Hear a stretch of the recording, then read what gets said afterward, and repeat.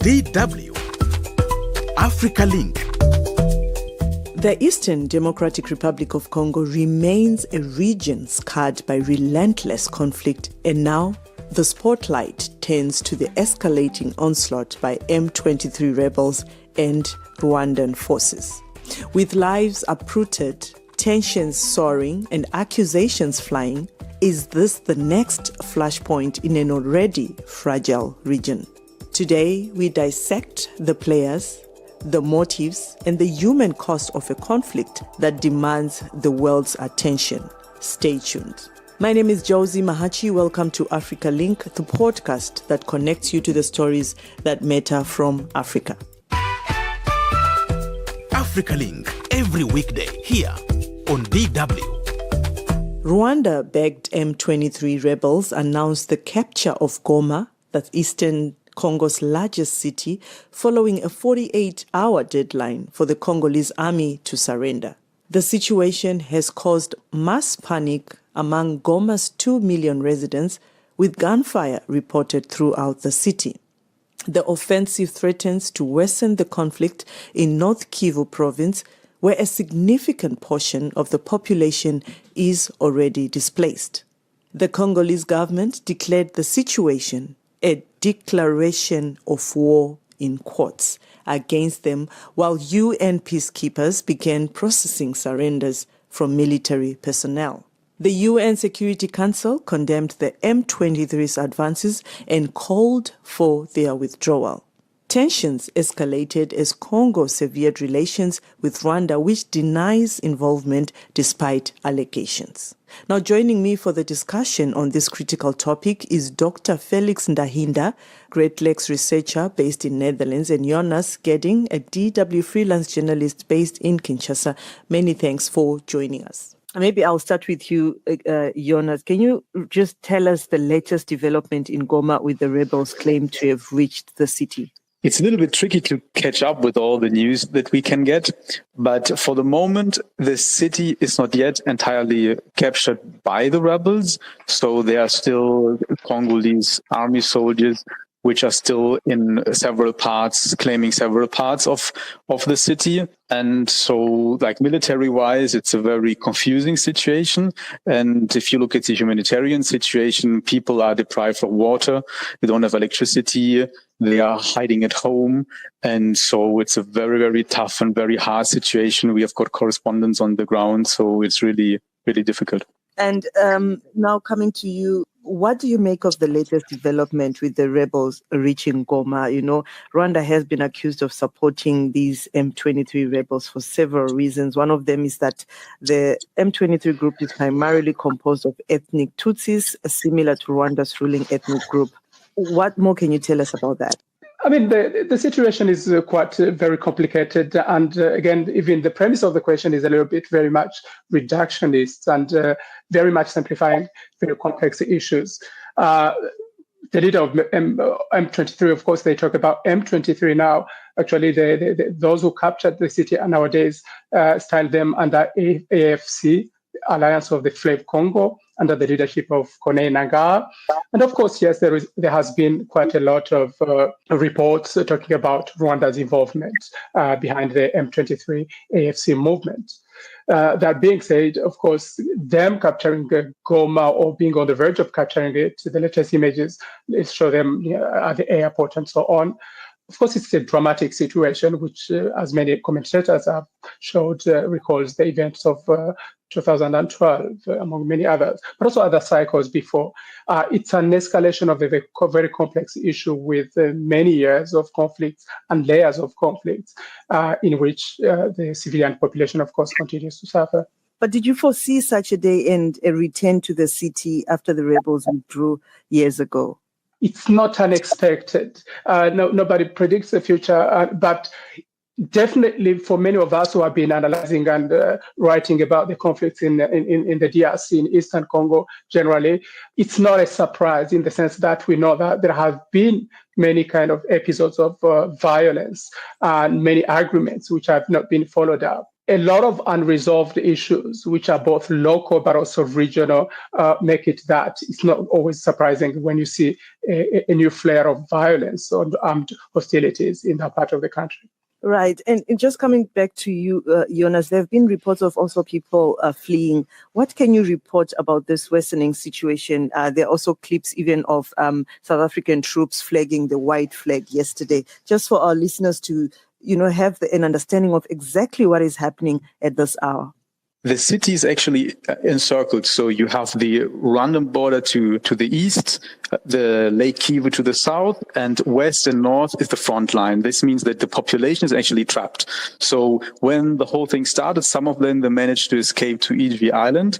But during the whole fighting, some of them trying to go to the Rwandan side, to Gisenyi, but the problem is much more that they have actually no place to flee, like in large numbers. So what about the troops themselves? What are they really doing for the civilians? Yeah, the tricky thing is we have the MONUSCO, the UN troops, which are on the ground, but they are simply not prepared and they don't have the exact mandate to fight such an army, which is supported by Rwanda with 3,000 to 4,000 troops, or maybe even more on the ground. So it's like a state-like army. So the UN is there to protect the civilians against small militias. So this is not really something where they can do much. The African like Southern African troops, they have been fighting, but it's a question of whether they have the capacities and so on. And the Congolese part, they are still fighting, but they are facing like a very strong army. And Felix, United Nations and various international bodies have accused Rwanda as well of, providing funding, training and equipment to these M23 rebels. There have been reports of Rwanda troops fighting also alongside M23. Do you think it's going to be really easy to resolve this crisis and keep these rebels away? It's not easy, and nothing is easy about that conflict, of course. As I said earlier, this is a conflict that for many years already, for decades, I would rather say, has featured domestic issues and regional issues. Both security and social political issues. In the security sector, Rwanda has very many times invoked the fact that there are Rwandan rebels which have, for the last 3 decades, basically used Congolese territory in order to regroup and arm and now and then launch attacks on Rwanda. A lot of Rwandan officials many times have invoked the collaboration of Congolese authorities, the Congolese army, with the FDLR, with even announcements of the killing of the top commander of the FDLR during the recent fighting. So that's the regional issue. But also the regional issue, I always keep it in mind the fact that you don't have only conflicts in North Kivu. There are even issues in South Kivu, for example, which have brought the involvement, for example, of Burundi fighting alongside the Congolese army. So which is a different conflict in itself, what is happening in the whole plateau of South Kivu. But Burundian forces have been active alongside the Congolese army as well around Goma. So there are already clearly foreign interests and foreign which draw interventions in that conflict.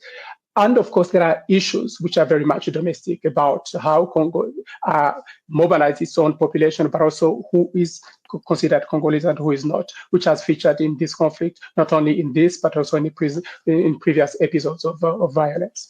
And the reports also, people are saying that Rwanda has significant political security and economic interests in the eastern DRC. We're talking of rich in minerals. This is a place that is rich in minerals. And Rwanda itself also benefits from the trade, especially in gold. Additionally, Rwanda views the presence of democratic forces for the liberation of Rwanda, FDL, are a Hutu militia group in the DRC as a direct threat to its security. So many would just wonder why the several deals that have been put in place to tackle this conflict have not actually come to fruition. Nothing has happened. And where do you think these parties went wrong to revive this, maybe to revise this crisis to this level now? Is it Rwanda that needs to really be spoken to say, okay, what exactly do you want to stop this? I mean, as someone who was engaged with the depth, many people talk about those arguments, but they don't even kind of want to go into the details of what is in those kind of arguments. If you go on peacemaker.org, I guess, which is a UN space where you have a lot of different peace agreements from different parts of the world, I think you have a dozen, the last time I referenced them, I think it was something around 14 different arguments in the last couple of years that have been made about the DRC, most of them about conflicts, a different conflict in Eastern DRC, with very specific issues that the parties agreed to that needs to be resolved. Now, if you look at a lot of literature on the Congo, you tend to have really quite a very short memory in terms of what issues of any given specific conflict people talk about and want to address. Even now, if I listen to a lot of the comments that I hear, there is that short memory which is very much present. There are issues which are very domestic, which are about the treatment of, let's say, the Tutsi and the Banyarwanda in general in northern Kivu, whether they are fully Congolese or not. There are issues, of course, of equal access to opportunities and to governance structures and so on, which predate the current conflicts. Those were already existing in the 80s, and a lot has been written on that. And those always, a few times, have been mobilized in this conflict. Now, to that, of course, added the transboundary elements of the conflict in the neighboring countries, Rwanda and Burundi, where you have rebels fighting governments in those countries, which are based in the DRC. And even you have the Uganda element to the AF, terrorist or the group that is operating in North Kivu and Ituri, which has drawn, of course, even now, the Ugandan involvement. But now for the conflict in North Kivu, really, one cannot imagine the problem ending without solving both those internal problems, which are purely internal, but which connect with external ones, with those rebel groups operating on Congolese soil, whether they are Rwandans, of course, which have been an issue for many years, or even Burundians, which are an issue in the less talked about problem in South Kivu. I understand that you're saying we are sort of like forgetting history here.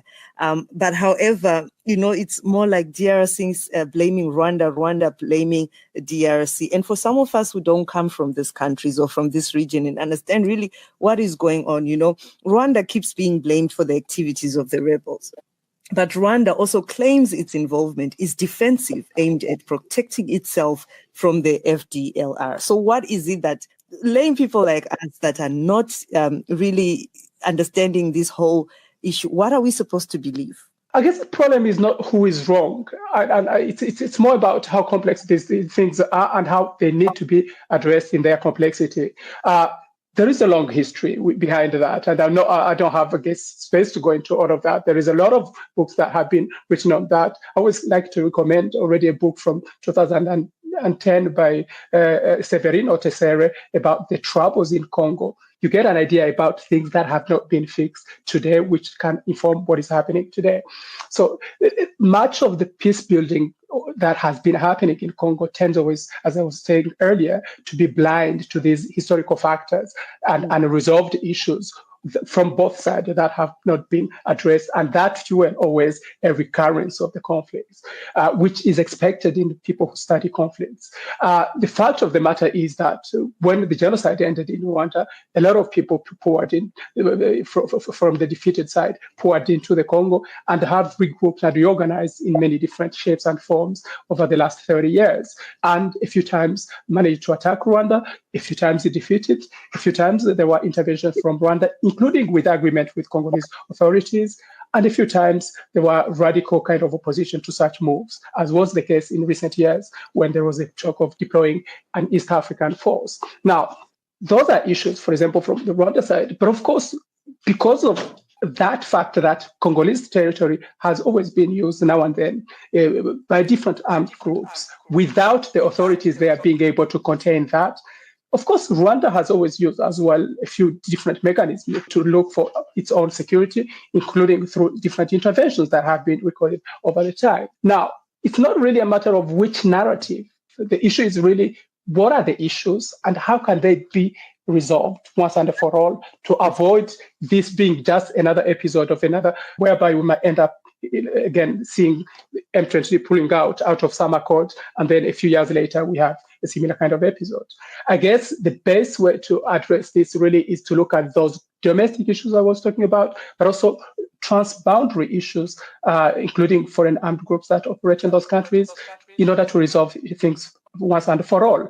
And if only anything, that would remove all of the so-called excuses that are used by interveners. Yeah, I mean, that is obviously the biggest question, because besides all this, we are losing lives, you know. Absolutely.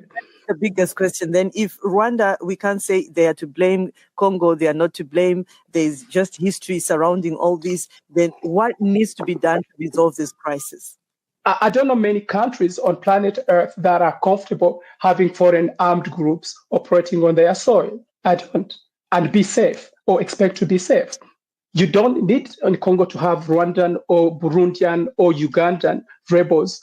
I mean, remember what was said about Kony 2012. I remember it was again about Kony being on Congolese soil. So Congo will never be at peace, I believe, unless there is governance structures that are able to protect all population, to ensure equality of the population, to then remove foreign threats that are on domestic soil, and to keep its borders so that nobody can enter or come there. And of course, the Congolese political class has not really been brilliant in at least strengthening its own game. There are more infights and corruption and many other of the likes than really building a cohesive system that caters to all of those issues and then really looks at the keeping the border safe. What I would like to add, the role of the international community, because when we look at the rebellion in 2012 and 2013, there was a huge international protest. And finally, countries such as the UK,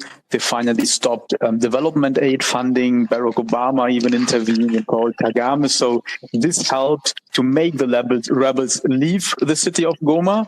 And at the same time, there were like parallel negotiations going on between Kinshasa and the actual rebel group. And today, Kinshasa is always refusing to negotiate with the rebels directly. They just want to negotiate with Rwanda. And I'm not sure whether they can stay on this position for a long time. Mm-hmm. And now, as you just mentioned, now the international community, the latest development would obviously worsen the humanitarian situation. Then how should the DRC's government and army, as well as the regional bloc and international community, respond in this instance? Maybe you can answer that as well, Jonas. Yeah, so the first thing is what I already said about the international reaction. So, for example, the European Union, we are hearing that they are just about to discuss whether there might be a new round of sanctions, for example. So it's really important on an international level to put pressure on Rwanda to say that they are violating international law. There's no doubt about this. You cannot send foreign troops in another country for whatever reason. And so this is something that needs to be done at the moment. I mean, that's what I would say concerning the international community, yes. Yeah, but we want to also focus on the people fleeing. Have you seen any assistance from the international community trying to assist them, trying to render any help for those that are fleeing? For the moment, there are not so many fleeing because they're pretty much trapped. So there are some of them on Ijwi Island and some of them went to Gisenyi, but these are rather like the more privileged people who went there. And so the majority of the people, they are trapped in Goma. So the big question is, if fighting will go on for a longer period, how can those people be assisted? So it's a city where there's fighting going on. So and the electricity lines are down, and usually people go to the lake to fetch water. And so there needs to be some kind of humanitarian corridor to bring these basic goods to them. But how do you do this in a moment of severe fighting? Yeah. So this is a tough question at the moment. Right. And in Kinshasa now, what is the government saying about these emerging developments? The government has always been protesting against the involvement of Rwanda, not just now. And they were always wondering why this wasn't really heard on an international level, because this rebellion started in 2021 and is just now like another form of escalation. And they have just stepped up the tone. So, for example, the Minister of Foreign Affairs, she was in front of the United Nations Security Council, where she was saying that this reminds her of the worst days of Congolese war history, the 1990s. So they are really putting much pressure on the international community to finally react. And is the army making any efforts to take control again? The problem is that the army can't move in. So the army is like trapped with the civilians in the spot. So the remaining battalions, they are fighting. Some surrendered. Some are fighting together with like local militias. So it's a very confusing image. And the problem is that this might have collateral damages. And that's the huge risk that right now. And Felix, what are your fears for the coming days as this crisis continues to escalate? Of course, the first fear is where my colleague just ended, is keep in mind that Goma, there have not been censuses in Congo since the 80s, but Goma is a city with an estimated 1.5 million population. So as he was rightly saying, much of the population is still in Goma, hiding in the houses, staying home, because they have no other choice except those who fled. The first really is for the security and safety of the civilian population if the fight goes on for longer than it has already, and with more casualties possibly. That's something so all interventions probably should really be geared towards ensuring that fighting stops. Right, as we wrap up, just from both of you, what assistance you think this region really needs right now from organizations like ECOWAS, Africa Union, SADC? We can start with you, Felix, as we wrap up. To me, really, it's any intervener should try not to make things worse, and not try to make things worse can only happen if people look at the comprehensiveness of issues and intervene to address all of those issues, historical, current, and past, and really look at all sides of issues, social, political, economic, rather than really picking one single issue, and because those have been tried and have never succeeded in resolving the conflict in the long run. And Jonas, as we wrap up, your opinion? Like African context, I think it's the first step that now there's like a huge attention of it, because like if you talk to people in the DRC, they don't feel their voices heard. And they were always wondering why we have seen this rebellion, but why there wasn't any like strong reaction. And so I would rather, as hard and as difficult the situation is, there's also a chance now that like those governments will unite and will try to find a solution. Dr. Felix Ndahinda, Great Lakes researcher based in Netherlands, and Jonas Gerding, a DW freelance journalist based in Kinshasa. Many thanks for joining us. Get the stories that are shaping the continent here on Africa Link. At the Africa Link podcast, we always look across the continent to see how the stories and issues we are dealing with play out, or at times even overlap.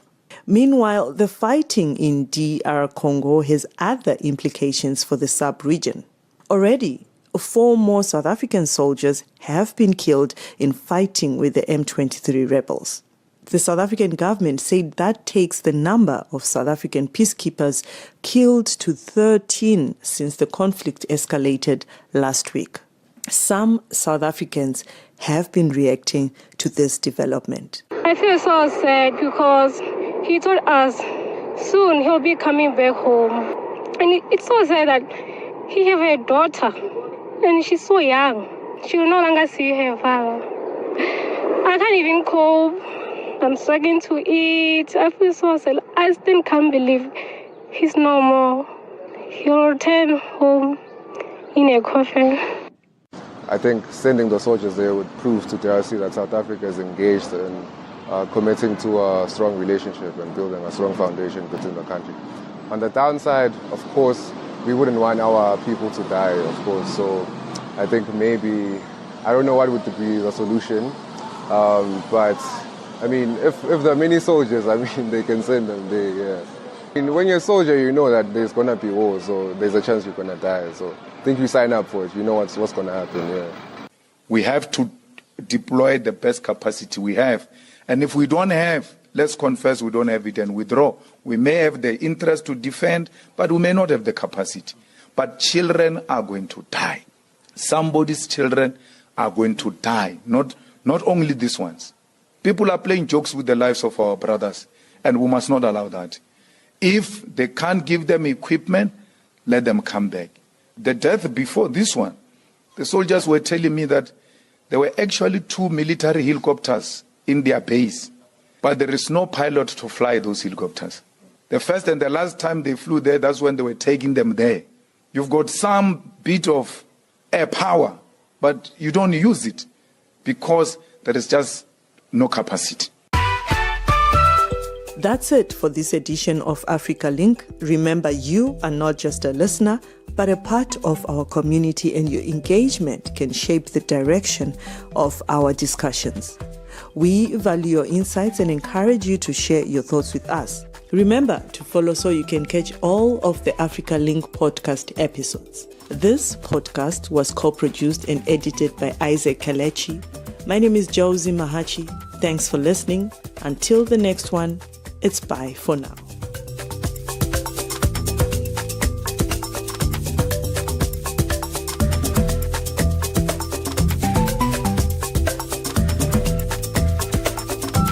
DW. Made for minds.